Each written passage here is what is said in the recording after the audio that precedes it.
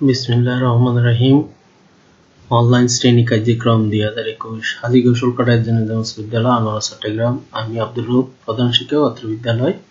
আজকে আমি অষ্টম শ্রেণীর শিক্ষার্থীদের উদ্দেশ্যে সাধারণ বিজ্ঞানের একটি শ্রেণী পাঠদান কার্যক্রম শুরু করতে যাচ্ছি। আমার সুপ্রিয় শিক্ষার্থীগণ, আজকে আমার এই ক্লাসটা তোমরা দেখবা। তোমরা দেখে ক্লাসটা বুঝে আমরা এগিয়ে যাই সামনে। আমি একটা আমার পরিচিতি স্লাইড দিয়েছি, আমার পরিচিতিটা দেখো। আমি আজকে অষ্টম শ্রেণীর সাধারণ বিজ্ঞানের একটা ক্লাস নিব। তাহলে ক্লাসটা হবে প্রথম অধ্যায়। এটা ছিল প্রথম অধ্যায়ের প্রাণী জগতের শ্রেণীবিন্যাস।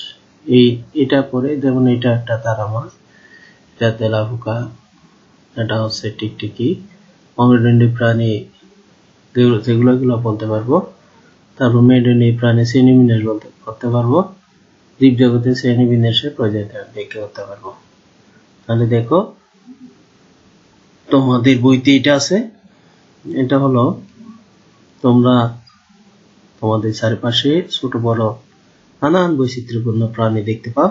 তোমাদের ষষ্ঠ শ্রেণী অর্জিত জ্ঞানের ভিত্তিতে প্রাণী জগৎ সম্পর্কে নিচের অংশটুকু উত্তর দেওয়ার চেষ্টা করো।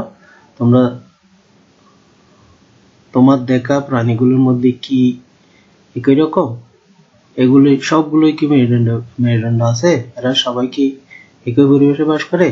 এরা সবাই কি একই রকম খাবার খায়? এরা কি একইভাবে চলাফেরা করে? এবার তুমি তোমার উত্তরগুলোর সাথে তোমার চিন্তাকে মিলিয়ে নাও। আমাদের চারপাশে যে প্রাণীগুলোকে দেখি তার সবগুলো দেখতে একরকম হয় না। তাদের দেহের আকৃতি, গঠন ও অন্যান্য জৈবিক কাজকর্মের প্রকৃতি ভিন্ন। এদের কোনোটির মেরুদণ্ড আছে, আবার কোনোটির মেরুদণ্ড নেই। এদের কোনোটির মাটিতে, কোনোটি পানিতে, কোনোটি গাছে বাস করে। এদের খাদ্য, উপাঙ্গ ইত্যাদি দিয়ে চলাফেরা করে। আমরা কোনোটি চলন শক্তি নাই। পৃথিবীতে এরকম বৈচিত্র্যপূর্ণ প্রাণীর সংখ্যা আমাদের সঠিক জানা নাই। আজ পর্যন্ত 15 লক্ষ প্রজাতি প্রাণী আবিষ্কৃত হয়েছে এবং প্রতিনিয়ত এদের সংখ্যা বেড়ে চলছে। বিপুল সংখ্যা প্রাণীর গঠন ও প্রকৃতি সম্বন্ধে জ্ঞান অর্জনের উপায় সহজ হলো শ্রেণীবিন্যাস। প্রাণী দেহে বিদ্যমান বিভিন্ন বৈশিষ্ট্য বিভিন্ন প্রাণীর। আমাদের এই পৃথিবী আজব সব প্রাণীতে ভরে আছে, যেখানে আপনি পর্তুগিজ ম্যানোয়ার থেকে শুরু করে টার্ডিগ্রেডের মতো প্রাণীও দেখতে পাবেন। এখন টার্ডিগ্রেডের সম্পর্কে তো আপনি নিশ্চয়ই জানেন, যে প্রাণীটি যে কোনো এক্সট্রিম ওয়েদার কন্ডিশনে বেঁচে থাকতে পারে। কিন্তু আজ আমি আপনাদের এমন কিছু প্রাণীদের সম্পর্কে বলবো যেসব প্রাণীদের টার্ডিগ্রেডের মতোই নিজের আলাদা আলাদা বৈশিষ্ট্য রয়েছে। আপনি নিশ্চয়ই এটা শুনেছেন যে গিরগিট প্রয়োজনের সময় নিজের রং বদলাতে পারে। ঠিক এমনই একটি অক্টোপাস আছে, যে অক্টোপাস এই গিরগিটের মতোই নিজের রং বদলাতে পারে। আসলে এই অক্টোপাস এতটাই বিশেষ যে রং বদলানোর সাথে সাথেই যে কোনো প্রাণীর হুবহু নকল করতে পারে। আর দূর থেকে দেখে কোনো সামুদ্রিক জীব এটা বুঝতে পারে না যে আসলে এটি একটি অক্টোপাস। যেমন এখানে এই প্রাণীটি নিজের পা ছড়িয়ে দিয়ে লায়নফিশ হয়ে গেছে, আর অন্যদিকে বিপদ বুঝে প্রাণীটি একটি বিষাক্ত ফ্ল্যাটফিশের রূপ নিয়েছে। এই অক্টোপাসটি আশেপাশের এনভায়রনমেন্টের হিসাবে নিজের রং বদলে নেয়, যাতে শিকারীর হাত থেকে নিজেকে বাঁচাতে পারে। এই মিমি অক্টোপাসকে ইন্দোনেশিয়ার সমুদ্র তটে 1900 সালে ডিসকভার করা হয়।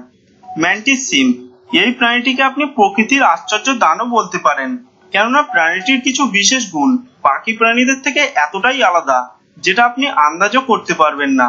এই প্রাণীটির সব থেকে বড় বিশেষত্ব হলো প্রাণীটির চোখে, যেটা মানুষের চোখের থেকে কয়েক গুণ বেশি শক্তিশালী।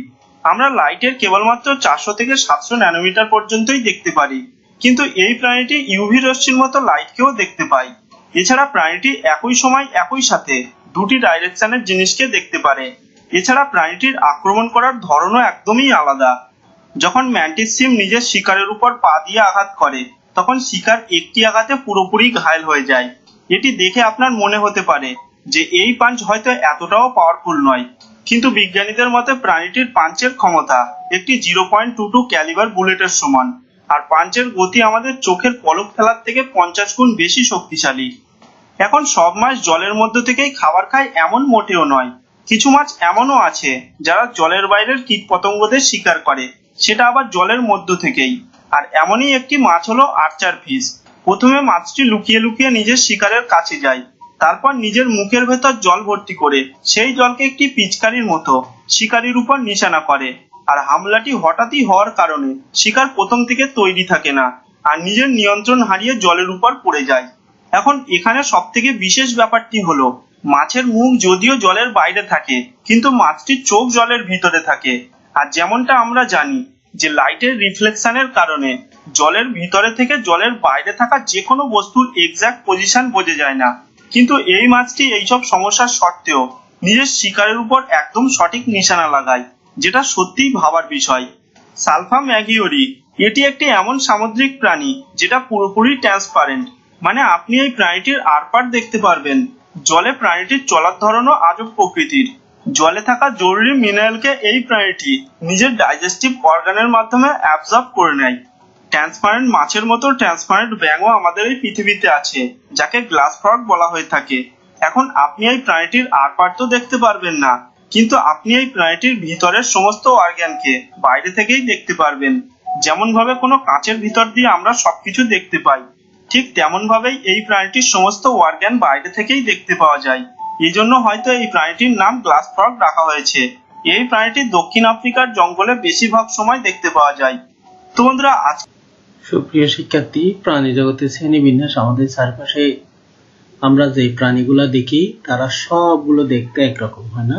এদের দেহের আকৃতি, গঠন ও অন্যান্য জৈবিক কাজকর্মের প্রকৃতি ভিন্ন। আমরা ভিডিওতে দেখলাম এদের কোনটির মেরুদণ্ডে আছে, আবার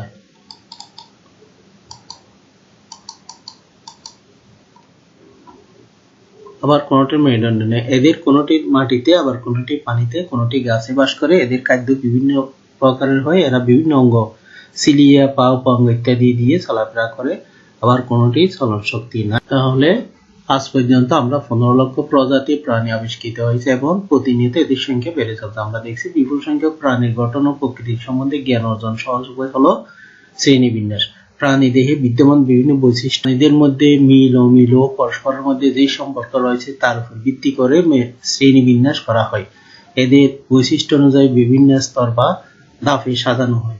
জীবজগৎকে ধাপে ধাপে বিন্যস্ত করার এই পদ্ধতিকে শ্রেণীবিন্যাস বলে। তাহলে আমরা শ্রেণীবিন্যাস কেন করতে হয়? আমরা বিভিন্ন রকমের প্রাণী আমরা দেখতে পাই। তাহলে প্রজাতি হলো শ্রেণীবিন্যাসের সবচেয়ে নিচের ধাপ বা একক।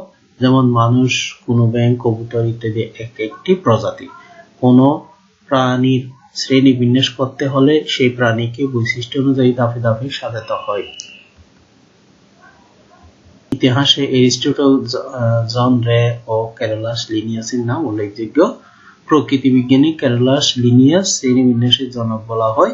তিনি সর্বপ্রথম প্রজাতির বৈশিষ্ট্য চিহ্নিত করে এবং দ্বিপদ বা দুই অংশ বিশিষ্ট নামকরণ প্রথা প্রবর্তন করেন। একটি প্রাণীর বৈজ্ঞানিক নাম দুই অংশ বা দ্বিপদ বিশিষ্ট হয়। এই নামকরণকে দ্বিপদ নামকরণ বা বৈজ্ঞানিক নামকরণ বলে। যেমন মানুষের বৈজ্ঞানিক নাম হোমো স্যাপিয়েন্স, বৈজ্ঞানিক নাম ল্যাটিন বা ইংরেজি ভাষায় লিখতে হয়। প্রাণী জগৎকে কিংডম বলা হয়। বর্তমানে আধুনিক শ্রেণীবিন্যাসে প্রোটোজোয়া প্রাণীদের আলাদা উপজগৎ ভাগ করা হয়েছে। অন্যান্য প্রাণীদের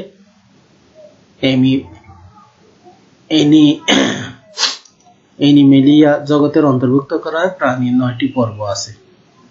তাহলে আমরা শ্রেণীবিন্যাস সম্পর্কে আরেকটা ভিডিও দেখি। The world is full of many different types of animals.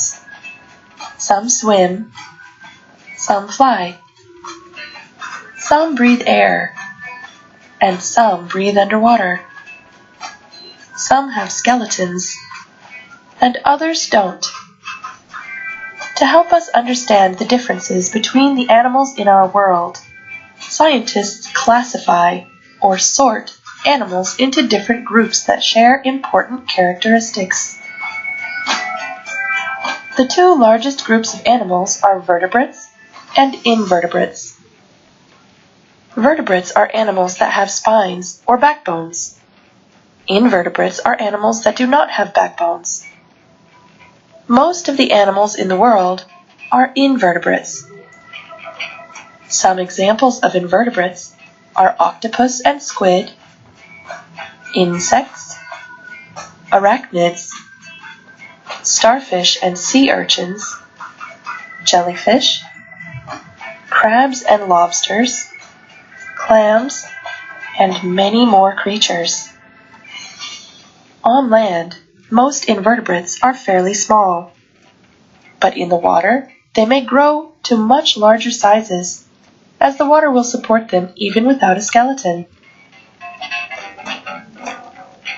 Vertebrates make up less than 5% of all animal species on Earth, but if I asked you to think of an animal, you would probably choose a vertebrate. Vertebrates are divided into different classes or groups. Several of these classes are specific types of fish. For example, jawless fish, like lampreys and hagfish, and cartilaginous fish, like sharks and rays.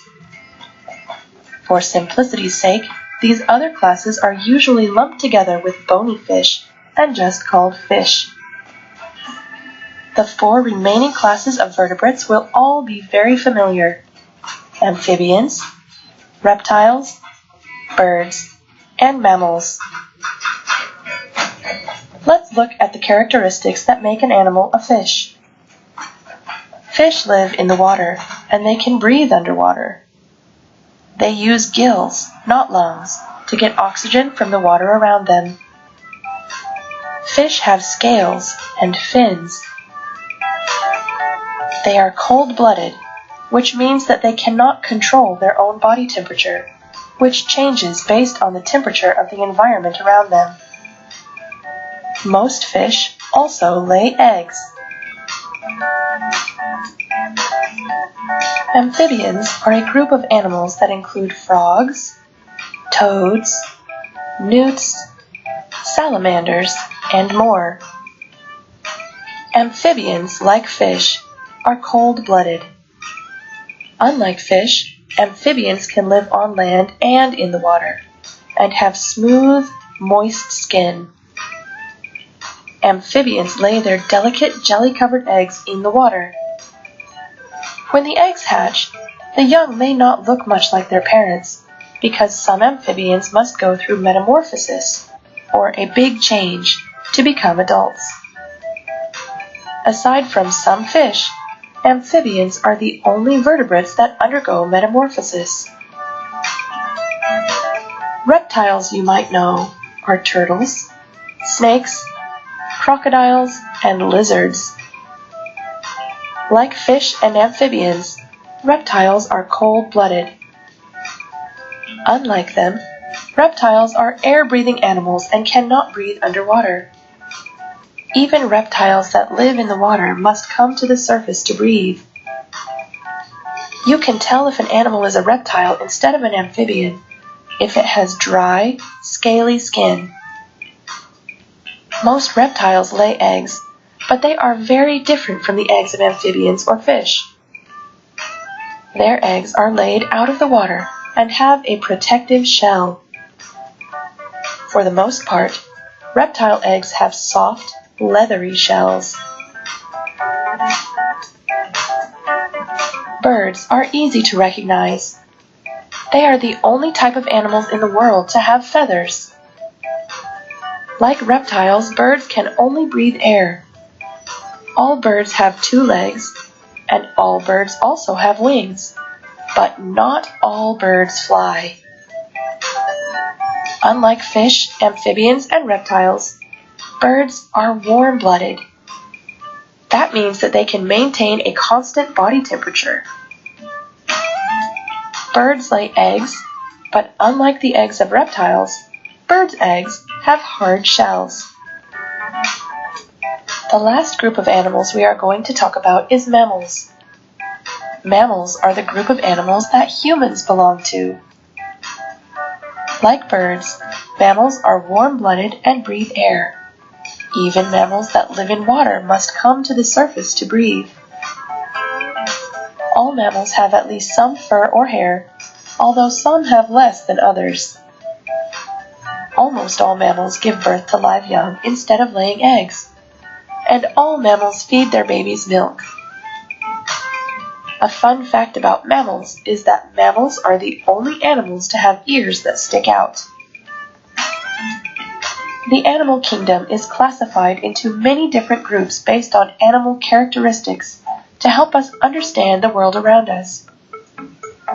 Saying an animal is an invertebrate, a vertebrate, a fish, amphibian, reptile, bird, or mammal tells us many things about it that can help us to understand its needs and behavior. I hope you enjoyed learning about animal classification today. Goodbye till next time. এর মধ্যে মিল ও মিল ও পরস্পরের মধ্যে যে সম্পর্ক রয়েছে তার উপর ভিত্তি করে শ্রেণীবিন্যাস করা হয়। আমরা অনেক ধরনের প্রাণী দেখতে পাচ্ছি, এদের বৈশিষ্ট্য অনুযায়ী বিভিন্ন স্তর ও ধাপে সাজানো হয়। জীবজগৎকে ধাপে ধাপে বিন্যস্ত করার এই পদ্ধতিকে শ্রেণীবিন্যাস বলা হয়। প্রজাতি হলো, তাহলে এটা আমরা দেখছি শ্রেণীবিন্যাসের ইতিহাসে, তাহলে কেরালাস লিনিয়াস হচ্ছে যে দ্বিপদ নামকরণ প্রথাটা প্রচলন করেন কেরালাস লিনিয়াস। তাহলে একটি প্রাণীর বৈজ্ঞানিক নাম দুটি অংশ এবং পদ বিশিষ্ট, এই নামকরণকে দ্বিপদ নামকরণ বা বৈজ্ঞানিক নামকরণ বলা হয়, যেমন মানুষের প্রতি হোমো স্যাপিয়েন্স। এবং লিখতে হয় প্রাণী জগৎকে কিংডম বলা হয়। বর্তমান আধুনিক শ্রেণীবিন্যাস প্রোটোজোয়া প্রাণীদের আলাদা উপজগৎ। শ্রেণীগুলো যদি দেখি, শ্রেণী সাইক্লোস্টামাটা, তারপর আছে কন্ডেক্ট্রিস, অস্টিকট্রিস, উভয়চর, সরীসৃপ, পক্ষীকুল, স্তন্যপায়ী। তাহলে আমাদের এই মাছের শ্রেণীবিন্যাসটাকে পক্ষীকুল, মৎস্যকুল, আগে আমরা 7 এ ফার্স্টটা শ্রেণী পড়ছিলাম, এখন শ্রেণী একটাকে 3 ভাগ করছে। সাইক্লোস্টোমাটা, কন্ডেক্ট্রিস, অস্টিকট্রিস, উভয়চর প্রাণী যারা জলে ও স্থলে চলে, তারা উভয়চর, ব্যাঙ, সাপ, সরীসৃপ যারা বুকে ভর দিয়ে চলে, পক্ষীকুল যারা আকাশ উঠতে পারে, স্তন্যপায়ী যারা ছোটবেলা মায়ের দুধ পান করে বলা হয়। তাহলে 5টা শ্রেণী থেকে মৎস্যকুলকে 3টা শ্রেণীতে ভাগ করছে, আর 4টা প্রাণী, 4টা শ্রেণী আমাদের আছে। মেরুদণ্ডী প্রাণী কাকে বলে? মেরুদণ্ডী প্রাণী বলতে কি বোঝায়? আজ পর্যন্ত কত লক্ষ প্রজাতির মেরুদণ্ডী প্রাণী আবিষ্কৃত হয়েছে, আমরা কাজ হিসেবে করতে পারো। মেরুদণ্ডী প্রাণী শ্রেণীবিন্যাস করো, অমেরুদণ্ডী প্রাণী শ্রেণীবিন্যাস করো, মেরুদণ্ডী প্রাণী শ্রেণীবিন্যাস। আবার শ্রেণীবিন্যাস কাকে বলে, শ্রেণীবিন্যাসের জনককে দ্বিপদ নামকরণ কাকে বলে, এটা বাইরের কাছে হিসাবে থাকলো। সবাইকে ধন্যবাদ জানিয়ে আমি আজকে আমার এই সংক্ষিপ্ত ক্লাসটি শেষ করছি। আল্লাহ হাফেজ।